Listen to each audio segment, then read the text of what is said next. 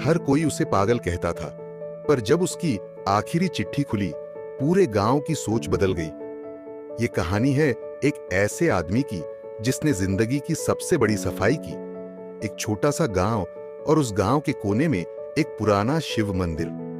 हर सुबह सूरज उगने से पहले एक बूढ़ा आदमी झाड़ू लेकर आता और मंदिर की सारी सीढ़ियां चुपचाप साफ करता। किसी को नहीं पता था वो कौन है, कहां से आया है या क्या चाहता है। लोग उसे पागल बाबा कहते थे, लेकिन वो कभी नाराज नहीं होता था। बस मुस्कुराकर कहता, मैं भगवान को साफ नहीं करता बेटा, मैं अपने कर्मों की धूल हटाता हूं।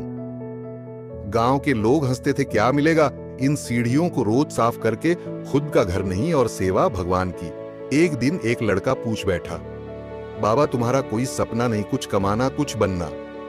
बाबा ने सिर्फ इतना कहा, बनने की कौड़ ने ही लोगों को खोखला बना दिया है, मैं सिर्फ पूरा होना चाहता हूं। एक रात गांव में बहुत तेज आंधी आई, मंदिर का दरवाजा टूट गया और अंदर की मूर्ति को नुकसान पहुंचा।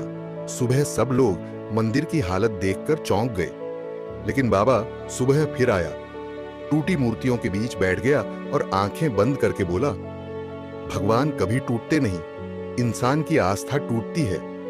उसने टूटी मूर्ति को अपने हाथों से साफ किया और मंदिर को वैसा ही चमका दिया जैसे पहले था।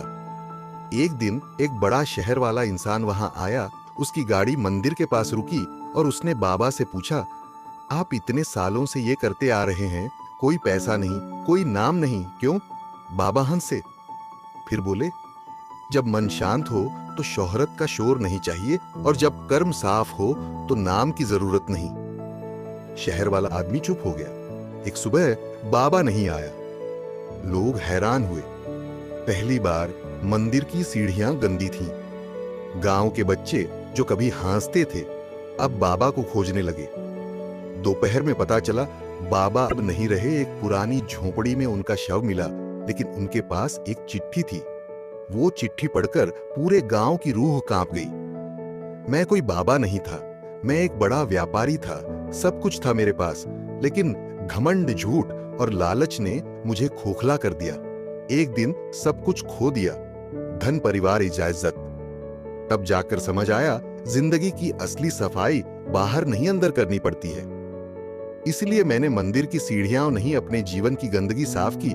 मुझे माफ करना अगर मैंने किसी को पगला दिखा। रघुवीर सिंह, पूर्व व्यापारी। उस दिन के बाद गांव के लोगों की सोच बदल गई। अब हर हफ्ते कोई ना कोई मंदिर की सीढ़ियां साफ करने आता है। एक बोर्ड भी लगवाया गया जिसमें लिखा था, इन सीढ़ियों पर झाड़ू नहीं, अहंकार गिरता है। वो जो हर दिन झाड़ू लगाता था, दरअसल वो हमें जिंदगी का सबसे बड़ा पाठ पढ़ा गया। बाहरी सफलता से पहले अंदर का इंसान जितना जरूरी है, क्योंकि जिंदगी में मंदिर की सीढ़ियां नहीं, अपने अंदर की गंदगी साफ करनी जरूरी है। वहीं से असली पूजा शुरू होती है। क्या आपने कभी अपनी जिंदगी की अंदरूनी सफाई की है? कमेंट में बस हाँ या नहीं लिखिए, और अगर हाँ तो कैसे, वो भी जरूर शेयर कीजिए।